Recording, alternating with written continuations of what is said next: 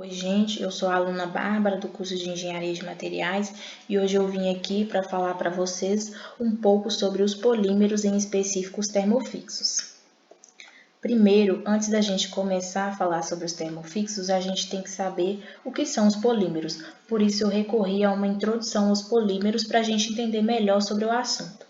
Pelo conceito da palavra polímeros, poli vem de muitas e meros vem de partes, ou seja, são várias partes. Esses meros, eles provêm de monômeros, ou seja, meros vão ser pequenas moléculas que, ao se ligarem através do processo de polimerização, vão formar os polímeros ou as macromoléculas, que são as moléculas grandes.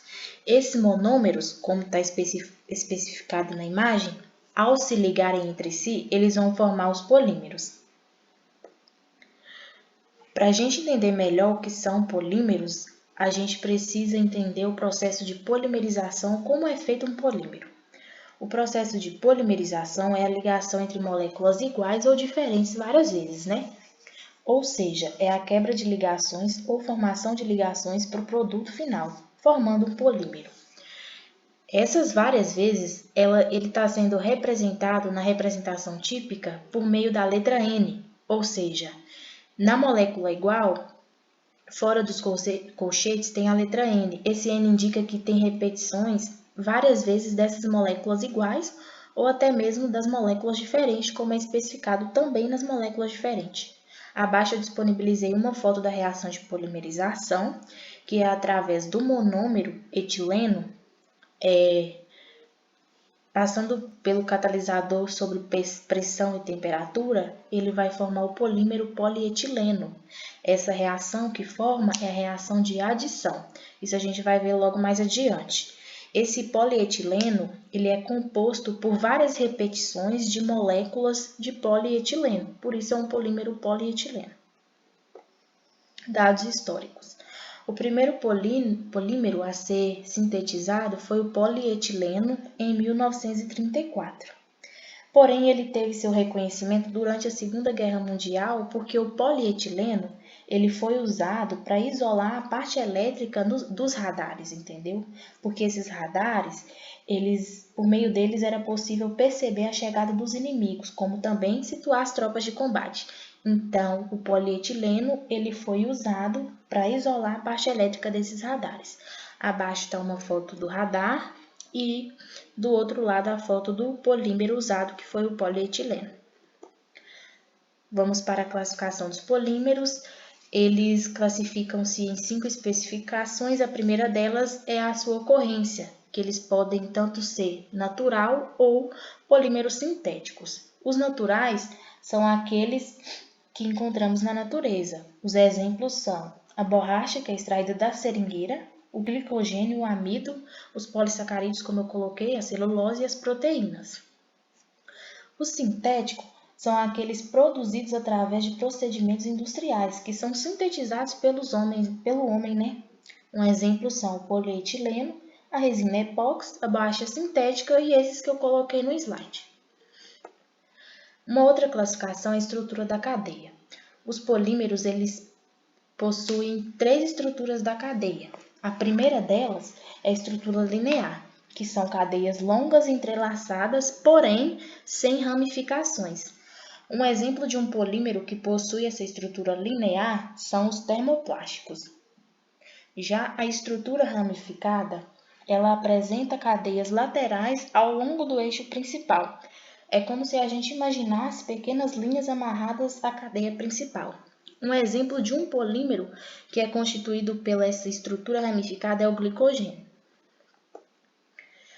A outra estrutura é reticulada ou em rede, que seria a estrutura em que elas se conectam entre si por meio de ligações covalentes ou cruzadas, ou seja, as cadeias elas se conectam por meio das ligações, por isso elas são juntinhas, né? E um exemplo dessa estrutura são os termofixos.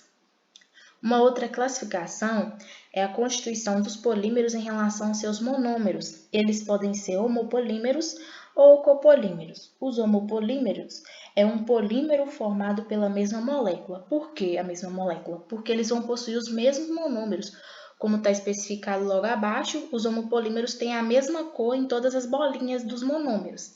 Já os compolímeros, eles vão formar moléculas diferentes, ou seja, monômeros alternados, monômeros diferentes, como está especificado logo abaixo. Eles estão diferentes, eles estão alternando entre cores nos copolímeros. Uma outra classificação é as reações que acontecem nos polímeros. Elas podem ser de adição, o nome próprio já diz, né, que é uma adição de monômeros, ou seja, essa adição vai exigir monômeros insaturados, ou seja, com mais de uma ligação, onde vai ocorrer a quebra de ligação dupla ou tripla para a formação de um novo polímero, né? É o que acontece no policloreto de vinila, no PVC. Já a de condensação vai consistir na retirada dos átomos, ou seja, com essa retirada dos átomos, vai ocorrer a união entre as moléculas, e por isso não vai poder haver a quebra de ligações na condensação. Por isso que é a retirada dos átomos. Já na vulcanização, vai ocorrer a adição de enxofre à borracha crua. Essa adição de enxofre, ela vai garantir à borracha crua uma maior resistência. Por isso que a borracha crua, ela vai passar a ser borracha vulcanizada. Porque com a adição de enxofre, ela vai possuir maior resistência. E isso está especificado na formação da borracha vulcanizada, que eu coloquei a imagem logo à direita. Uma outra classificação é a rigidez dos polímeros. Eles podem ser termoplásticos e termofixos.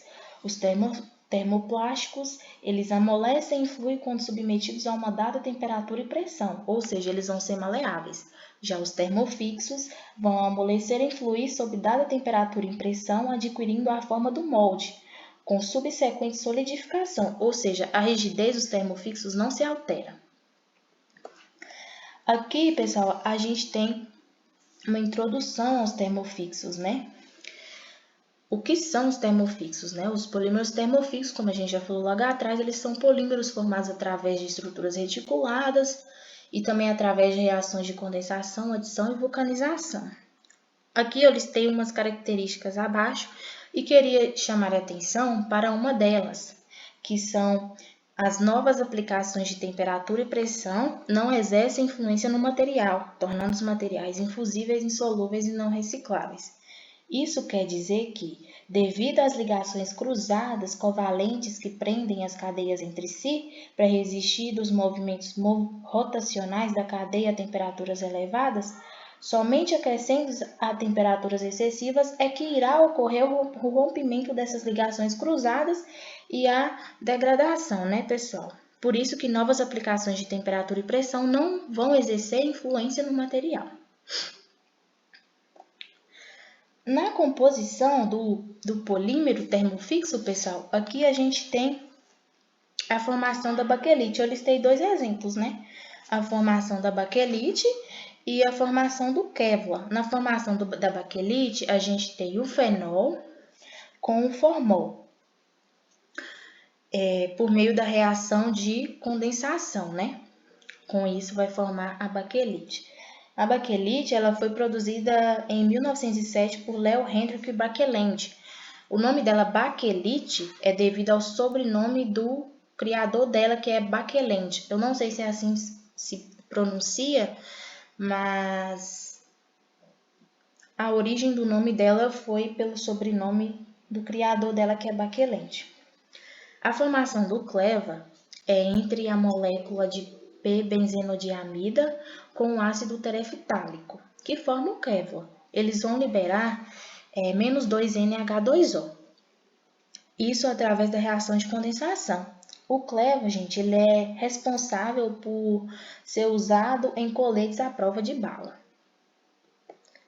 A estrutura da cadeia dos termofixos, elas são reticuladas.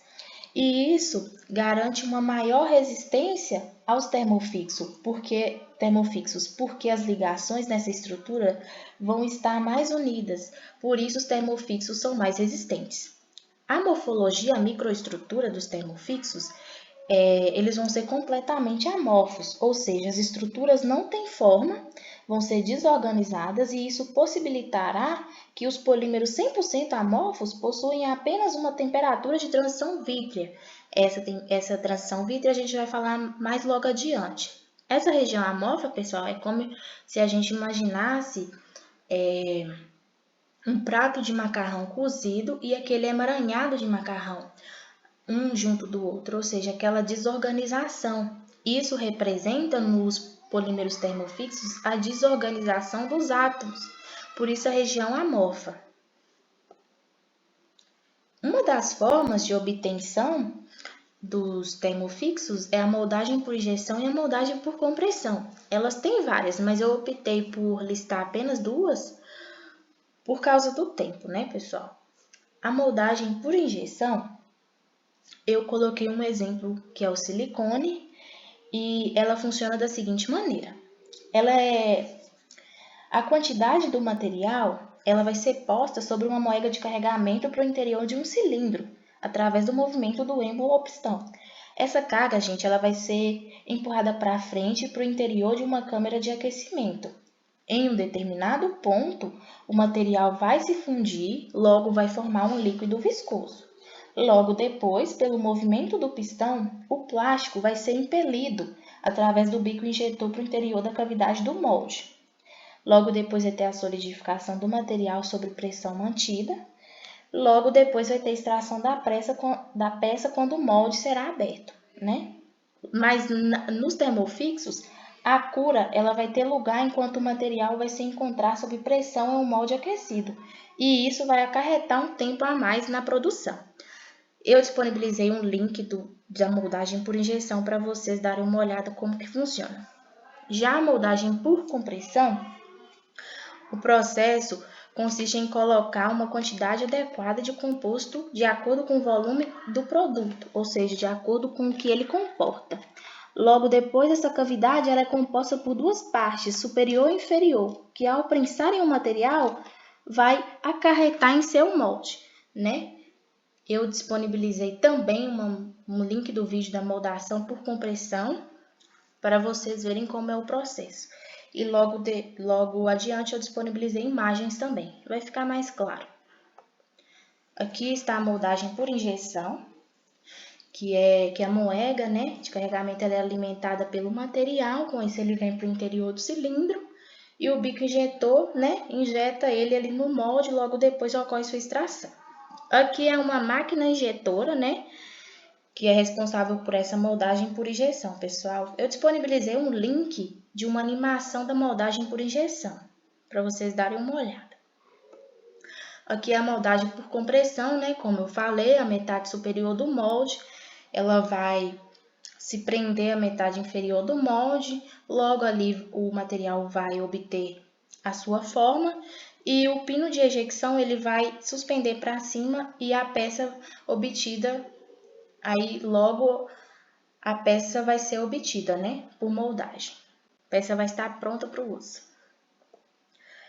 Logo agora, a gente vai falar sobre os termofixos, né?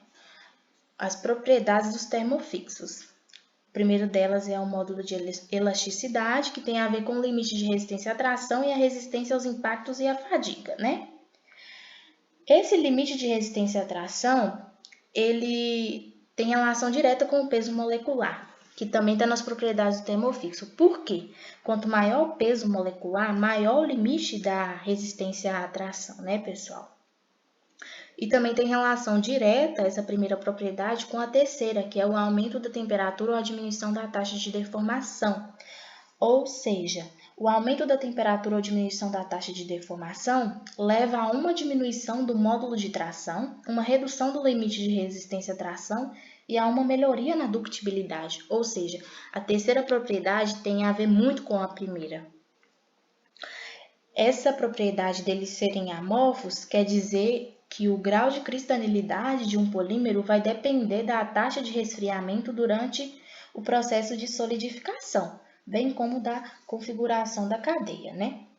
Já a transição vítrea vai ocorrer com polímeros amorfos ou que não sejam cristalizados, ou seja, quando são resfriados a partir de um líquido fundido, eles vão se tornar sólidos rígidos, porém vão possuir a mesma estrutura molecular desordenada que é característica do estado líquido, né, pessoal? Agora, já essa degradação térmica a temperaturas mais baixas, essa propriedade ela tem a ver muito com o molde dos polímeros termofixos, ou seja, os polímeros termofixos, eles não podem ser moldados depois do primeiro molde que eles sofrerem, ou seja, eles não são remoldados. Por isso é a degradação térmica a temperaturas mais baixas. E a resistência ao impacto, pessoal, é quando os polímeros amorfos a baixa temperatura são frágeis e vão possuir resistência ao impacto relativamente baixas, né? Então, eu listei para vocês as propriedades dos termofixos. Agora, a gente vai falar das diferenças dos termofixos e os termoplásticos, né? Os termofixos, pessoal, eles não amolecem com calor, já os termoplásticos amolecem, isso devido às suas propriedades, né? Os termofixos são formados por reticulação, os termoplásticos lineares, né? Um é o oposto do outro, né? Mas o que me chama mais atenção nessas diferenças dos termofixos com os termoplásticos é que os termofixos, eles não são recicláveis. Por que eles não são recicláveis? Porque é devido às novas aplicações de temperatura e pressão, elas não vão exercer influência no material. Isso vai tornar o material infusível, insolúvel e não recicláveis. Por isso, eles não são recicláveis. Uma forma de reciclar eles são a degradação do seu material. Como exemplo, uma forma de reciclar eles é pegar a borracha vulcanizada, que forma o pneu, degradar aquele pneu para formar um novo material. Mas, assim, não é considerada uma forma de reciclagem. Até porque ele vai ter as mesmas propriedades, né? Eles vão ter a mesma propriedade da borracha vulcanizada. Por isso, eles não são recicláveis, né? As novas aplicações de temperaturas e pressões não vão exercer influência no material, né? Um exemplo de termofixo é o poliuretano, resina formaldeído, e termoplástico é o polietileno. Uns exemplos de termofixo: poliuretano, nylon, baquelite e resina melamínica. As aplicações dos termofixos nas estéticas e afins são as próteses mamárias, que são o polidimetilsiloxano, no mercado também, os bicos de mamadeira. Na construção civil, aquelas colas de silicone para vedação de janelas de vidro. E um outro polímero é resinas para tintas, são as resinas epóxi. Na área mecânica, é a borracha vulcanizada que forma os pneus. Nos automóveis, os bancos de couro e os painéis de carro são revestidos por poliuretano. E na área têxtil é o Kevlar e o nylon, né? Que é responsável pelo colete de balas. A prova de balas, né? Os utensílios de cozinha, aqueles pratos, aquelas conchas, são as resinas melamínicas. São formados pelas resinas melamínicas.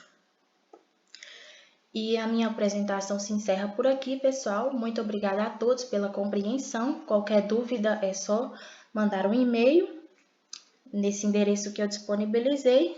E muito obrigada a todos mesmo.